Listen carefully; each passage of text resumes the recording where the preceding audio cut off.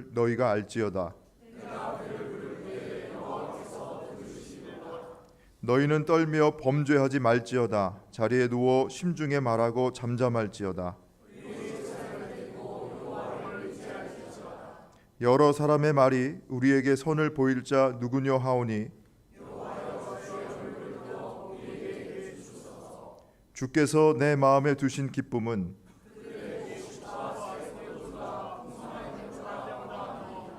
내가 평안히 눕고 자기도 하리니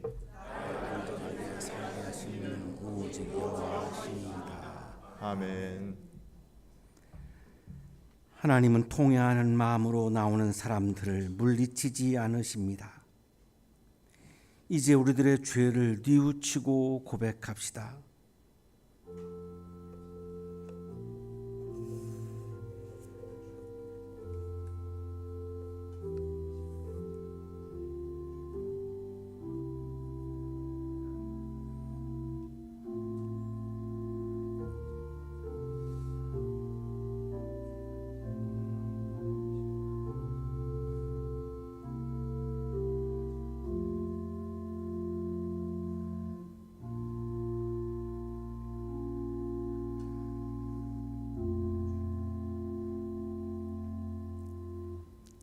우리가 우리 죄를 자백하면 하나님은 신실하시고 의로우신 분이셔서 우리 죄를 용서하시고 모든 불의에서 우리를 깨끗하게 해 주실 것입니다.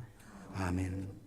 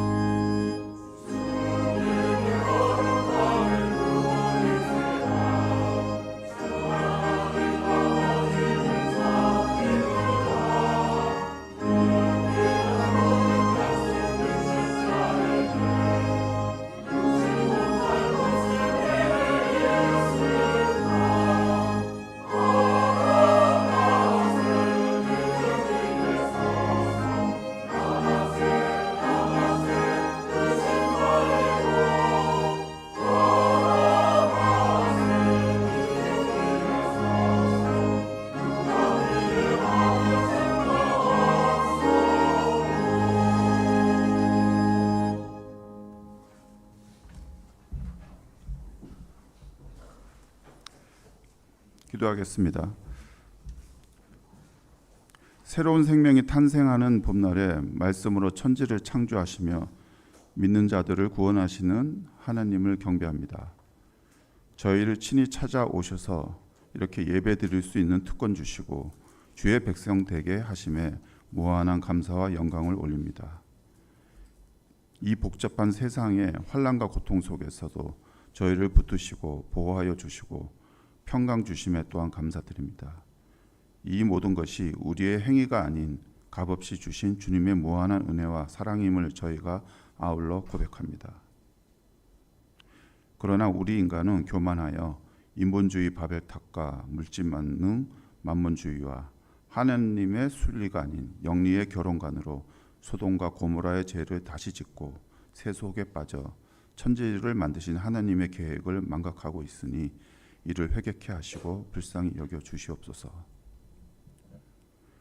저희들의 신앙도 돌아봅니다. 우리의 몸은 매일 씻으면서 말씀과 기도로 우리의 영은 씻지 않음을 용서해 주시고 매일 큐티로 살아있는 주님의 임재를 느끼고 성령 충만케 해 주시기를 간구합니다. 한양 동산을 위해 기도드립니다. 교회를 세우셨으니 은혜의 중심 되게 하시고 사람의 능력으로 이 동산을 끌기엔 지극히 작고 나약하오니 주님의 은혜로 계획으로 불기둥, 구름 기둥처럼 보호하시어 은혜와 축복 내리시기 기도합니다. 북녘 땅을 위해서도 기도합니다. 70년 동안 지하교회에서 예배드리는 주님의 백성들이 있습니다. 주님의 때와 방법으로 그들을 해방케 하시고 긴장된 동족 분쟁에 깊이 관여하시어 이 땅에 평화와 평강이 깃들길 기도드립니다. 얼마 전 선거가 있었습니다. 위정자들이 권력이란 우상에 빠지지 않게 하시며 국민을 긍휼히 여기며 섬기는 겸손한 자들 되게 도와주시옵소서. 예배를 위한 많은 손길들을 기억하시고 그들과 가족에게 축복하시어 평강과 건강이 늘 함께하길 예수님 이름으로 기도합니다. 아멘.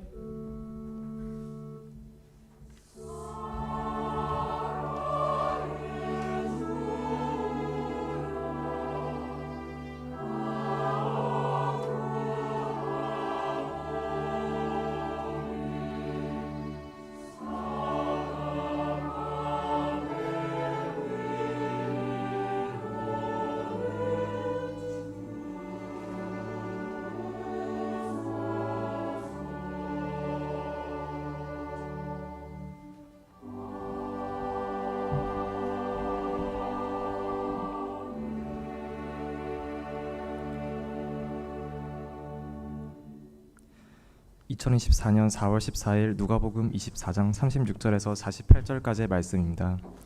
그들이 이런 이야기를 하고 있을 때 예수께서 몸소 그들 가운데 들어서서 말씀하셨다. 너희에게 평화가 있어라. 그들은 놀라고 무서움에 사로잡혀서 유령을 보고 있는 줄로 생각하였다. 예수께서는 그들에게 말씀하셨다. 어찌하여 너희는 방황하느냐? 어찌하여 마음에 의심을 품느냐? 내 손과 내 발을 보아라. 바로 나다. 나를 만져보아라. 유령은 살과 뼈가 없지만 너희가 보다시피 나는 살과 뼈가 있다. 이렇게 말씀하시고 그는 손과 발을 그들에게 보이셨다. 그들은 너무 기뻐서 아직도 믿지 못하고 놀라워하고 있는데 예수께서 그들에게 말씀하셨다. 여기에 먹을 것이 좀 있느냐? 그래서 그들이 예수께 구운 물고기 한 토막을 드렸다. 예수께서 받아서 그들 앞에서 잡수셨다. 예수께서 그들에게 말씀하셨다. 내가 전에 너희와 함께 있을 때 너희에게 말하기를 모세의 율법과 예언서와 시편에 나를 두고 기록한 모든 일이 반드시 이루어져야 한다고 하였다. 그때 예수께서는 성경을 깨닫게 하시려고 그들의 마음을 열어주시고 그들에게 말씀하셨다. 이렇게 기록되어 있다. 곧 그리스도는 고난을 겪으시고 사흘째 되는 날에 죽은 사람들 가운데서 살아나실 것이며 그의 이름으로 죄사함을 받게 하는 회개가 모든 민족에게 전파될 것이다 하였다. 예루살렘에서부터 시작하여 너희는 이 일의 증인이다. 복음서의 말씀입니다.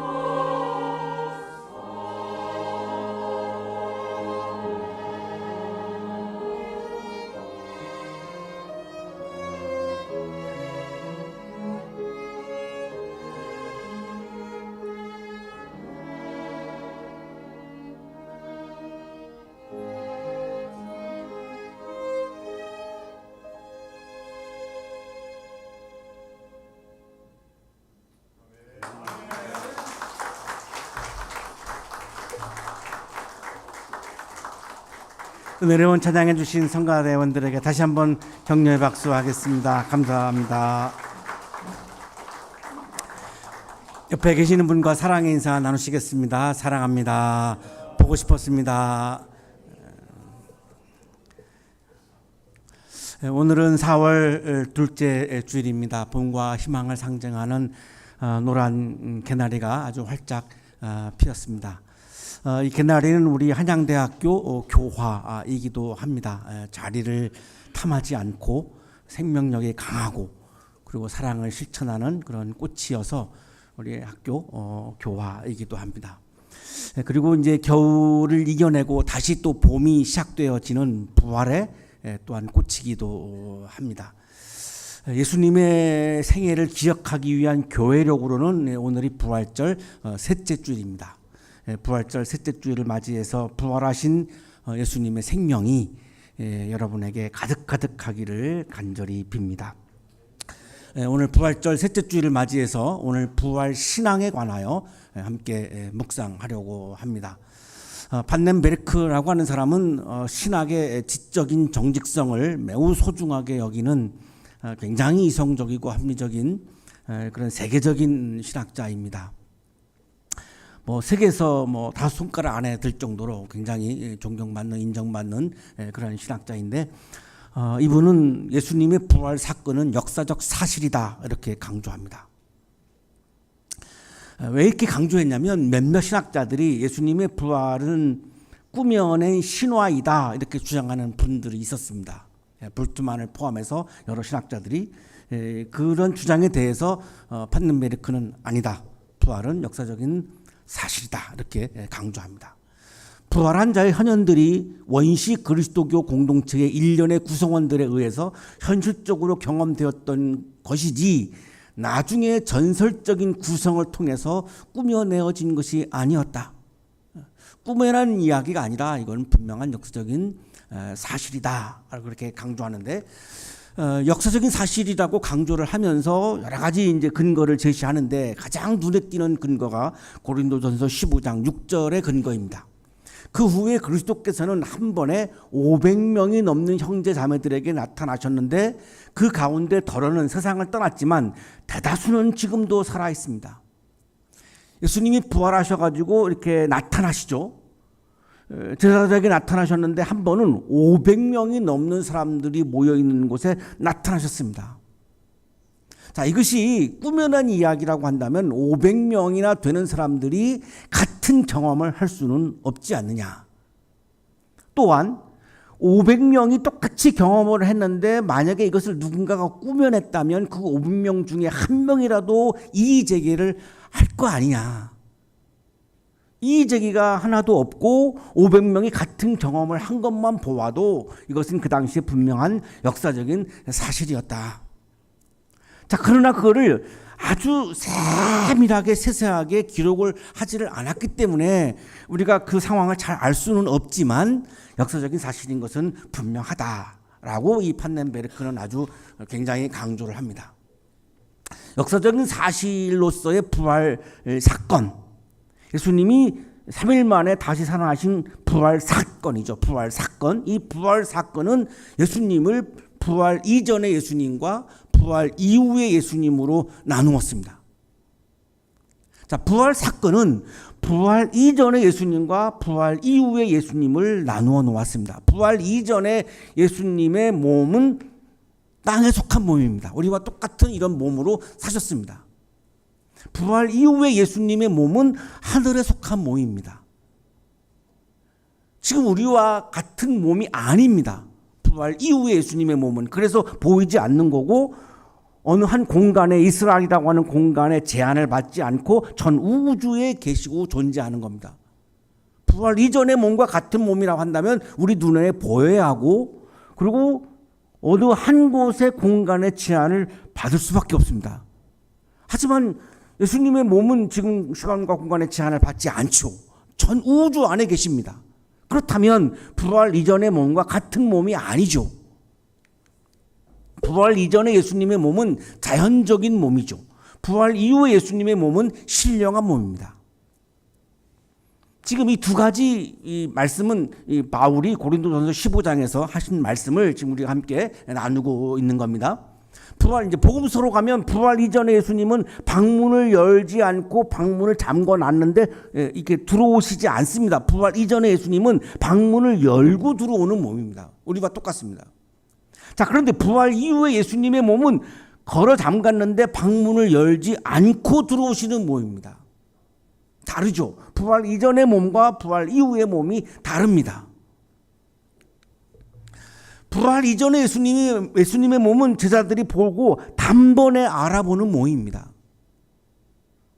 그러나 부활하신 이후의 몸은 제자들이 옆에 계시는데도 알아보지 못하는 몸입니다. 엠마오로 가던 두 제자가 예수님이 부활하셔서 옆에 계셨는데 그리고 대화도 나누는데 부활하신 예수님을 알아보지 못합니다. 나중에 이제 이렇게 떡과 포도주를 이렇게 먹고 식탁을 나누다가 나중에 이제 가슴이 뜨거워져 가지고 마음이 뜨거워져 가지고 부활하신 예수님을 알아보게 되는데 처음에 알아보지 못합니다. 예수님과 아주 가까웠던 마리아도 맨 처음으로 부활하신 예수님을 만나는데 예수님이 옆에 계셨는데 동산지기로 생각합니다. 부활하신 예수님을 알아보지 못합니다. 예수님과 너무나 가깝게 지냈던 사람입니다. 나중에 마리아야 이렇게 이름을 부를 때 라분이 드디어 부활하신 예수님을 알아보게 됩니다. 단번에 알아보았던 몸은 부활하시 이전의 몸이지만 부활하신 이후에는 단번에 알아보지 못하는 몸이라고 복음서가 우리에게 전해줍니다. 예수님의 부활 사건은 분명한 역사적인 사실입니다. 자, 그런데 예수님의 제자들은 부활하신 예수님이 함께 계시는데 부활하신 예수님을 알아보지 못합니다. 자, 여기가 우리가 주목할 부분입니다. 부활 사건은 분명한 역사적 사실입니다. 자, 그런데 예수님과 가깝게 지냈던 예수님의 제자들이 부활 사건을 통해서 부활하신 예수님을 알아보지 못합니다. 알아보지 못한다는 말은 부활하신 예수님을 만나지 못합니다. 만나지 못한다는 말은 부활하신 예수님을 경험하지 못합니다. 2000년 전에 예수님이 분명히 역사적으로 부활하셨습니다. 역사적인 사실입니다. 분명한 사건입니다. 자, 그러나 지금 내가 부활하신 예수님을 경험하지 못한다면 그 부활 사건은 나에게 별로 의미가 없습니다. 우리에게 중요한 것은 부활하신 예수님을 만나고 부활하신 예수님을 경험하는 게 중요한 거지. 2000년 전에 예수님이 부활한 것이 아무리 역사적인 사실이라고 규명하고 증거를 제시한들 내가 그 부활하신 예수님을 경험하지 못한다면 그 사건은 나에게 의미가 없습니다. 왜 제자들은 부활하신 예수님을 알아보지 못하고 있죠? 왜 이 제자들은 부활하신 예수님을 경험하지 못하고 있습니까? 부활 신앙을 소유하지 못했기 때문입니다. 오늘 성서 본문은 이거를 분명하게 우리에게 말씀해 줍니다. 부활 신앙을 소유하지 못했기 때문에 역사적인 사실로 부활하신 예수님이지만 예수님을 알지 못하고 부활하신 예수님을 경험하지 못합니다. 부활이 역사적인 사실이지만 오늘날에도 우리가 부활 신앙을 소유하지 못한다면 부활하신 예수님을 경험할 수 없습니다. 제자들과 똑같습니다. 제자들은 우리들보다 예수님과 더 가깝게 지냈던 직접적으로 생활을 같이 했던 사람들인데도 불구하고 부활에 대해서 수차례 강의를 들었던 사람들임에도 불구하고 부활하신 예수님을 경험하지 못했는데 하물며 2000년이 지나서 여기 한반도에 살고 있는 내가 부활 신앙을 내가 소유하지 못한다면 부활하신 예수님을 경험하는 것은 불가능합니다. 그래서 오늘 부활 신앙을 묵상하려고 하는 겁니다. 부활 신앙이 우리들에게 너무 소중하기 때문입니다. 부활 이전에 예수님의 몸은 시간과 공간의 제한을 받는 몸이죠. 부활 이후에 예수님의 몸은 시간과 공간의 제한을 받지 않는 몸입니다. 부활 이전에는 예수님은 이스라엘에만 계셨습니다. 부활 이후에는 전 우주 안에 계십니다. 그래서 우리가 이스라엘에 안 가도 만날 수 있고 경험할 수 있는 부활하신 예수님입니다. 하지만 부활 신앙을 소유하지 못한다면 지금 나와 함께 계시는 부활하신 예수님을 경험할 수 없다라고 하는 것입니다. 부활을 내가 믿지 못한다면, 부활 신앙을 소유하지 못한다면, 부활하신 예수님을 내가 경험하지 못한다면 내가 진정한 그리스도인이라고 말하기는 어렵습니다. 기독교 신앙의 핵심은 부활이기 때문에 그렇습니다. 예수님께서 부활하실 당시에 500명이 넘는 사람들이 부활 사건을 경험했습니다. 부활 사건이죠. 부활 사건을 경험했습니다. 그 부활 사건을 경험한 경험을 토대로 그들에게는 부활 신앙이 생겨났습니다. 우리는 지금 부활 신앙을 성서를 통해서 우리는 확인할 수 있습니다. 부활 사건을 직접 경험할 수 없습니다. 우리가 경험할 수 있는 것은 직접 부활을 경험한 그 사람들의 부활 신앙을 기록해 놓은 부활 신앙을 경험할 수 있습니다. 우리가 직접적으로 예수님의 부활을 경험한다. 이거 불가능합니다. 2000년 전에 벌써 다 지나간 일입니다.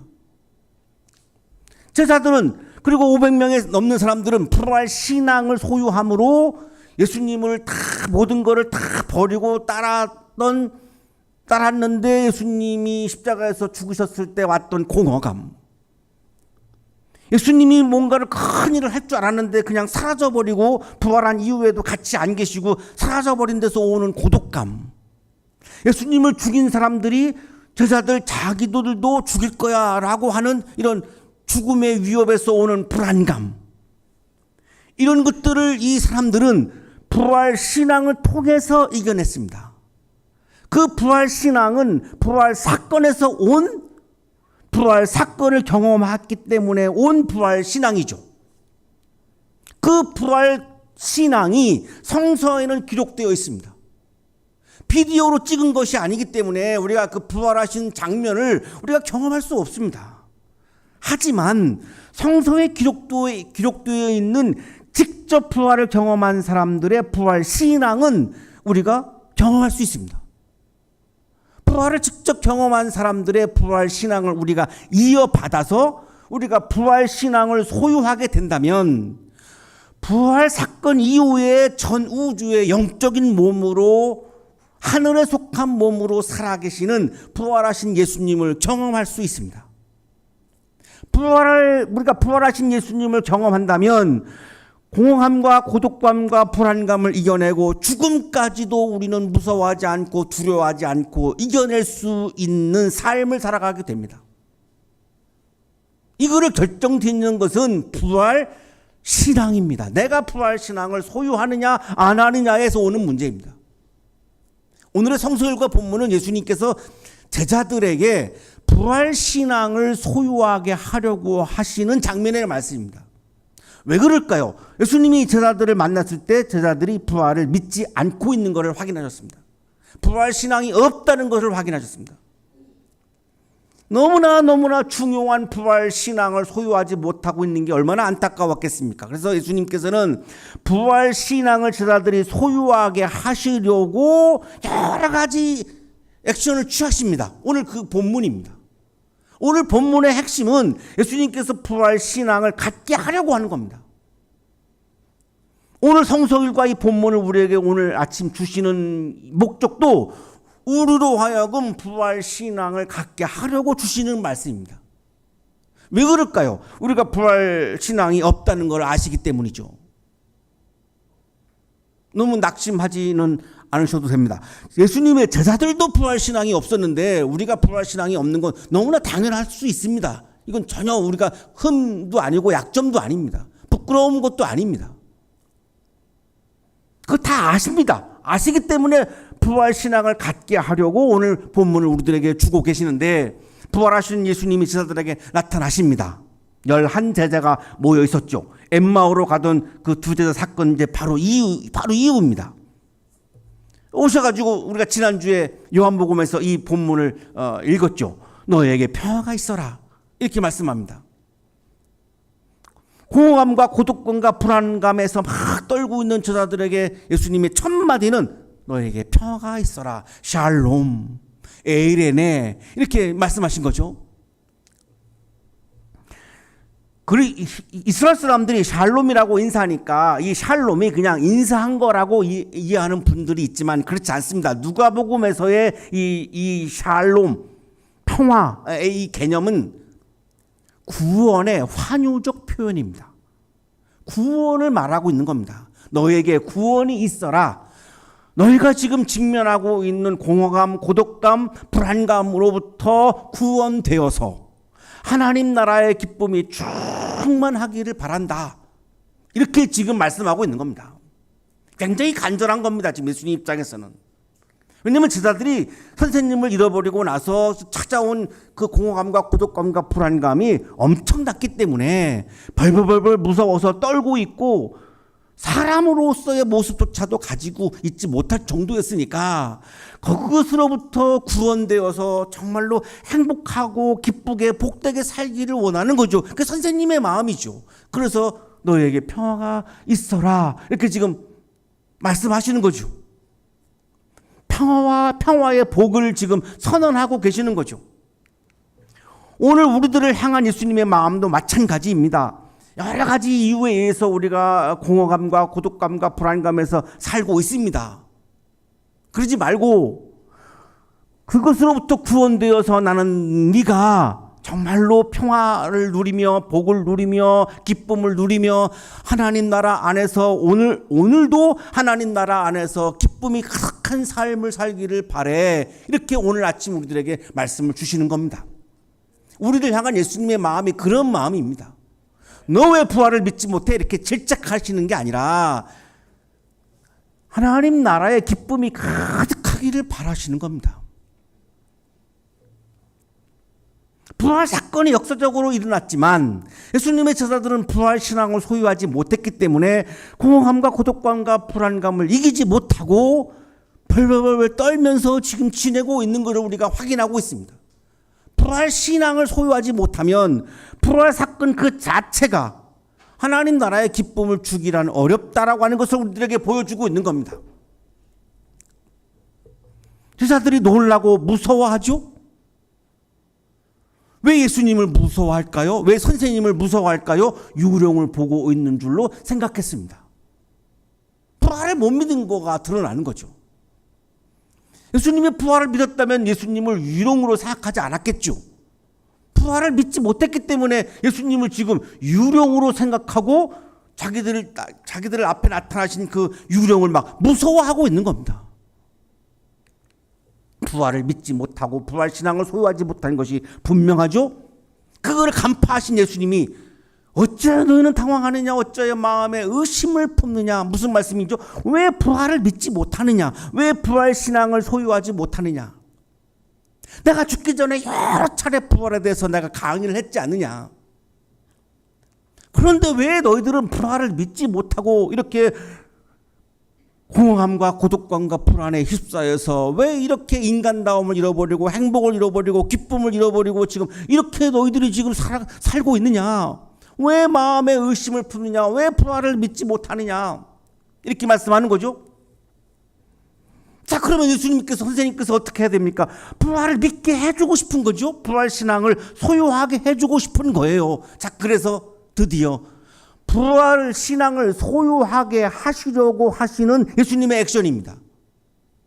내 손과 내 발을 보아라, 바로 나다. 나를 만져보아라. 부활을 못 믿겠니? 그러면 만져봐.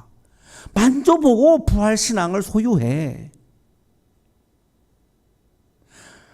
만져보는 자체가 지금 중요한 게 아니죠. 예수님이 왜 만져보라고 하셨을까요? 부활 신앙을 소유하게 하시려고 만져보라는 거예요. 유령은 살과 피가 뼈가 없지만 너희가 보다시피 나는 살과 뼈가 있잖아. 나는 분명히 부활한 거야. 이건 역사적인 사실이야. 때로는 방문을 열지 않고 들어오기도 하고, 때로는 방문을 열고 들어오기도 하고, 때로는 내가 방문을 잠갔는데도 들어오지만 나에게는 뼈와 살도 있어. 이게 부활체야. 이걸 다 포함하는 게 부활체야. 봐. 부활을 믿어야지. 봐. 못 믿겠으면 나를 만져보고서라도 그러면 믿어. 부활 신앙에 대한 아주 예수님의 간절한 그런 마음이에요. 이거를 그냥 살과 뼈가 내가 있으니까 이거를 만져봐서 나는 부활했어 이거를 막 드러내고 나타내려고 하는 게 아닙니다. 그건 역사적 사실이기 때문에 굳이 그럴 필요가 없습니다.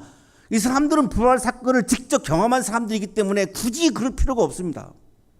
그럼에도 불구하고 만져보라고 하는 이유는 부활 신앙을 갖는 게 중요하기 때문이죠. 그래서 손과 발을 보이십니다.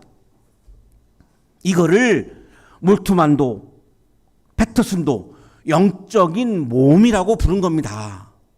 분명히 살과 뼈가 있습니다. 하지만 방문을 열지 않고 들어옵니다. 이거에 관한 표현이 영적인 몸, spiritual body라고 이렇게 표현한 겁니다.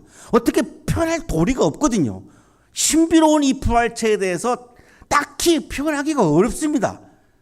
그래도 노력해서 그래도 가까스로 표현한 게 영적인 몸이다. 바울은 하늘에 속한 몸이다. 신령한 몸이다. 이렇게 표현한 거죠. 제자들이 막 기뻐합니다. 그런데 아직도 믿지 못하고 예수님의 손과 발을 봤는데 그래서 막 기뻐하는데 그래도 아직도 믿지 못합니다. 부활신앙을 소유하는 게 이렇게 어려운 겁니다. 어려운 겁니다.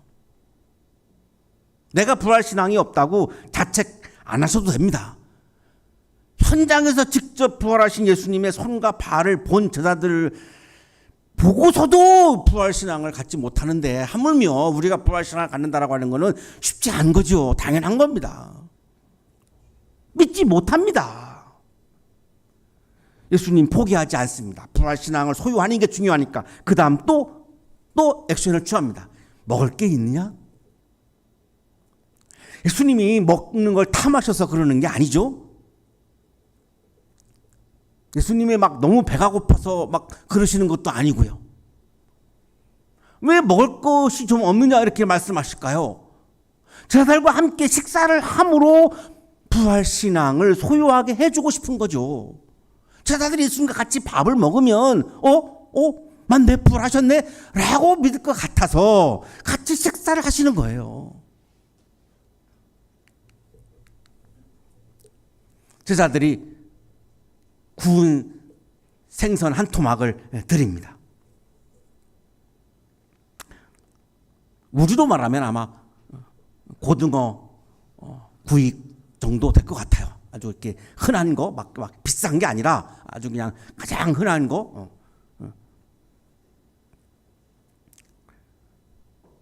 저는 생선구이 중에 고등어 구이를 제일 좋아합니다. 아내가 굉장히 좋아합니다. 굉장히 싸기 때문에 부담이 없는 것 같아요. 제주도 출신이어가지고 생선을 제일 좋아하는데 아마 예수님도 생선을 제일 좋아하셨나 봐요.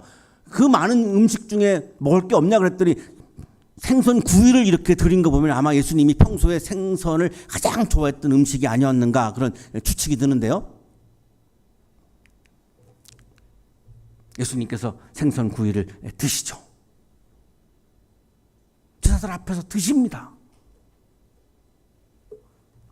이거를 보고 부활신앙을 소유하라는 거예요. 부활의 역사적인 사실을 확증하시면서 부활을 믿어라. 부활신앙을 소유해라. 그래도 안 믿는 것 같거든요. 그래서 이제는 강의를 하십니다. 유대인들은 구약성서에 대한 신뢰도가 굉장히 높죠. 제자들도 다 유대인이니까. 그래서 구약성서를 근거를 가지고 이제 강의를 하십니다. 부활에 대한 율법과 모세의 율법과 예언서와 시편에 나를 두고 기록한 모든 일이 반드시 이루어져야 한다. 모세 율법은 이제 오경이죠. 예언서는 이제 예언서고 시편은 성문서를 대표하는 거죠. 그래서 유대인들은 구약성서를 타낙이라고 부르는데 토라, 느비힘, 케투빔을 앞자를 따가지고 그냥 타나크 이렇게 부릅니다. 유대인들은 구약성서의 호칭이 타나크입니다. 우리는 그냥 구약성서 이렇게 부르지만 그들은 타나크 이렇게 부릅니다. 이게 타나크는 토라, 느비임, 케투빔, 오경, 예언서, 성문서 세 파트로 구약성서가 이루어져 있기 때문에 그렇게 부르는 겁니다. 이 모든 이 오경과 예언서와 성문서에 다 예수님의 고난과 부활이 기록되어 있지 않느냐, 이걸 지금 말씀하는 겁니다. 전통적으로 유대인들은 이 고난과 부활이 구약 성서에 기록되어 있다라고 그걸 이제 믿고 있고, 초기 교회 그리스도인들도 예수님이 고난 받아야 된다라고 하는 것이 구약에 어디에 있느냐 그러면 시편 22편, 이사야 53장을 듭니다. 상식적으로 알고 있는 거죠. 기억을 이렇게 도와드리기 위해서 시편 22편은 나의 하나님 어찌 나를 버리십니까? 예수님이 십자가상에서 외쳤던 엘레니 나바 사박다니, 그 본문이 여기 시편 22편에 나오거든요.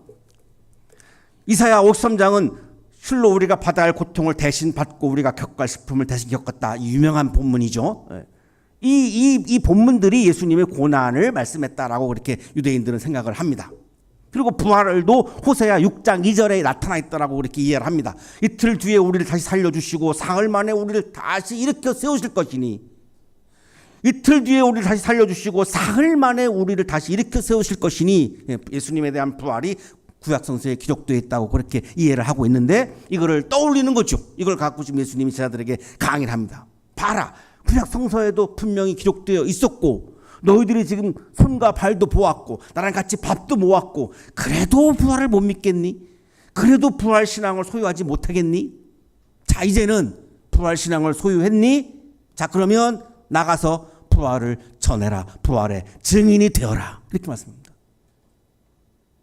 왜 증인이 되라고 했을까요? 부활신앙을 소유하는 것이 많은 모든 세계 모든 사람들이 부활신앙을 소유하기를 원하시는 겁니다. 제자들만 소유하는 게 아닙니다. 왜? 부활신앙을 소유해야 이 공포감과 고독감과 공허감과 불안감과 죽음의 위협에서 벌벌 떠는 삶으로부터 내가 구원받아서 하나님 나라의 기쁨을 가득한 삶을 살아갈 수 있기 때문에 이 부활신앙이 모든 사람에게 퍼져나가기를 원하신 겁니다. 그래서 증인을 말씀하는 거죠. 부활 사건은 분명한 역사적인 사실입니다.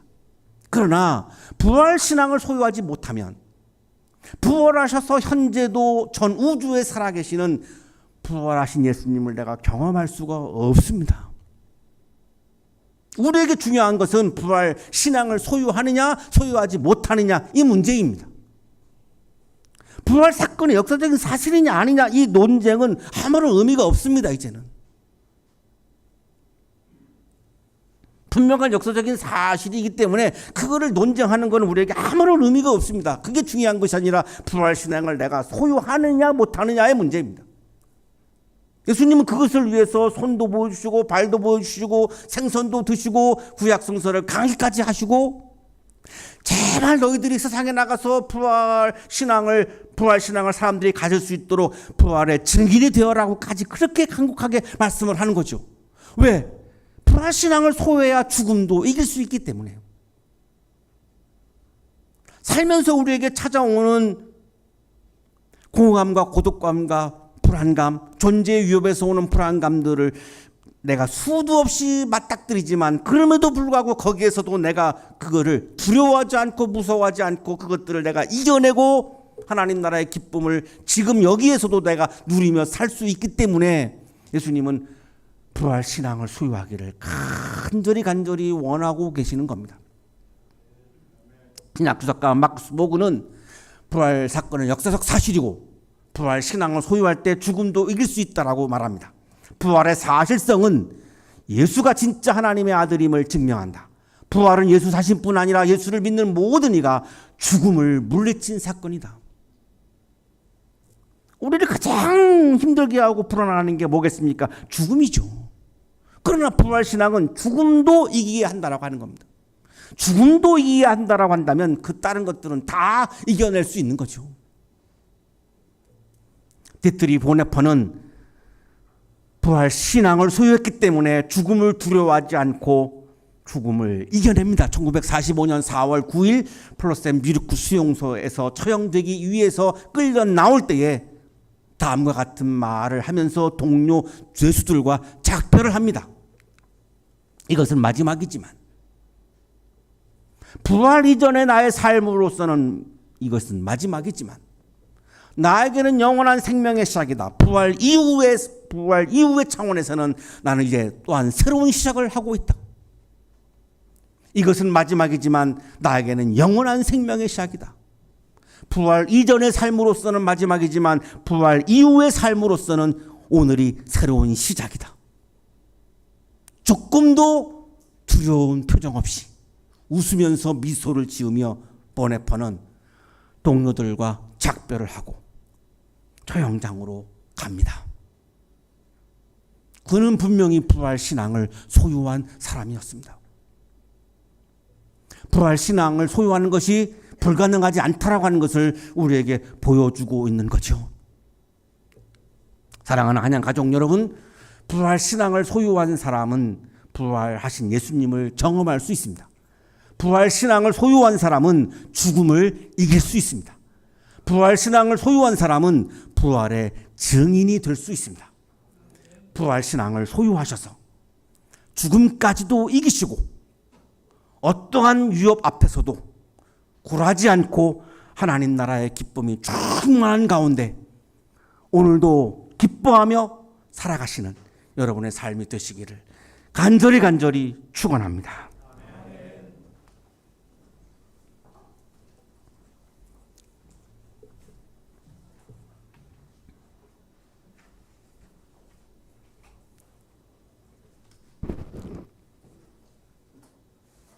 예수님의 부활을 머리로는 이해하지만 마음으로는 믿지 못했음을 고백합니다. 우리의 나약한 신앙을 용서하여 주옵시고 우리의 마음속에 부활 신앙이 충만하도록 부활 신앙을 부어 주옵소서. 예수님의 부활을 확신하게 하여 주시고 예수님의 부활을 역사적 사실로 믿게 하시고 부활 신앙이 충만한 가운데 나를 힘들게 하는 공허감과 고독감과 불안감을 오늘도 이겨내며 살게 하여 주옵소서. 우리에게 죽음을 이길 수 있도록 부활 신앙을 부어주시는 주님의 은혜를 찬양합니다. 예수 그리스도의 이름으로 기도하옵나이다. 아멘.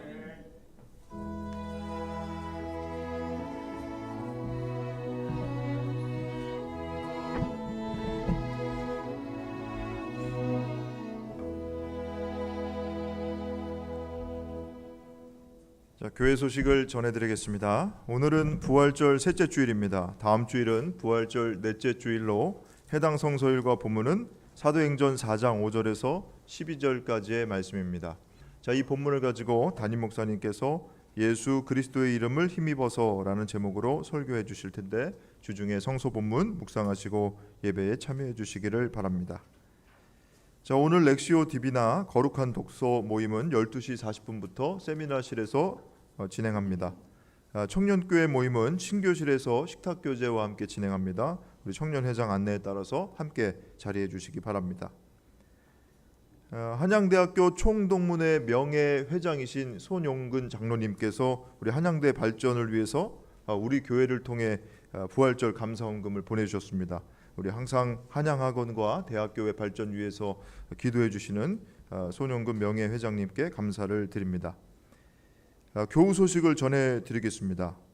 우리 교회 최순영 성도님 다음 주 4월 25일 목요일 저녁 7시에 그 부천 YMCA 이사장으로 취임하십니다.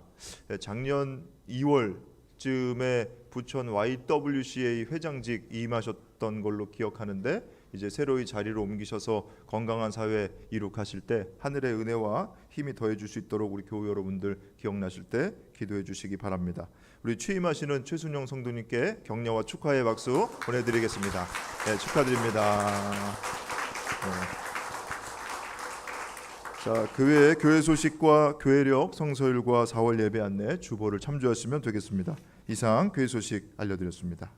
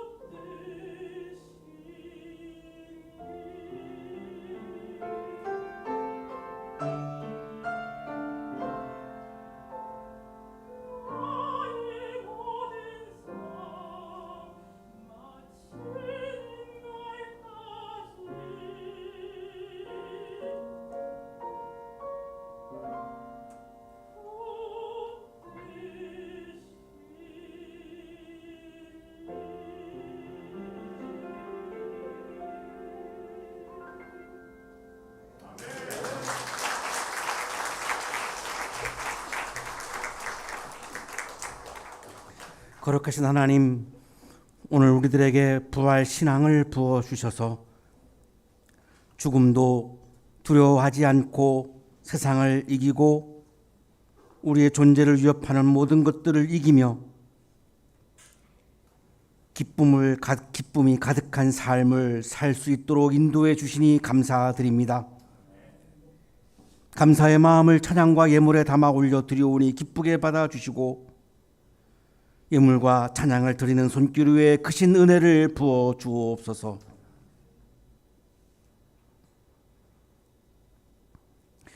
예수 그리스도의 이름으로 기도하옵나이다. 아멘.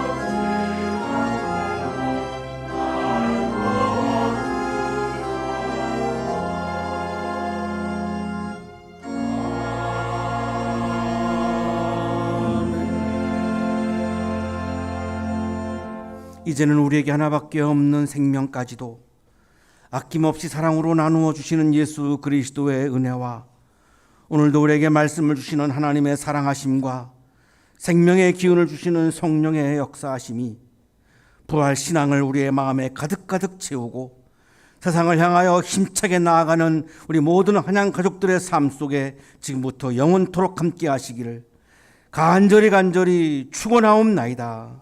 아멘.